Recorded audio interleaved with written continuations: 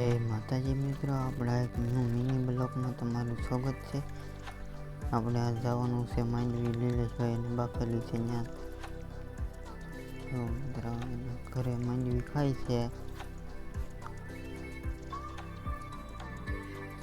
તો આ બધા મિત્રો માંડવી ખાય છે અને જતીનભાઈએ લાઈક સબસ્ક્રાઈબ મેં કહી દીધું. देखो शिवभाई बबलू खाई છે.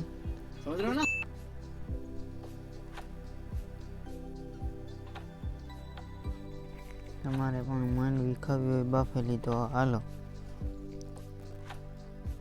અને મઠ તરફ નીકળી ગયા આંપલી લઈને વગાડવા. ચાલુ કરી દીધું છે મઠમાં આંપલી. અમારો અને શિવભાઈનો બ્લોગ ગમ્યો હોય તો લાઈક અને સબસ્ક્રાઈબ કરી દેજો અને મળીએ બીજા મોર બ્લોગમાં.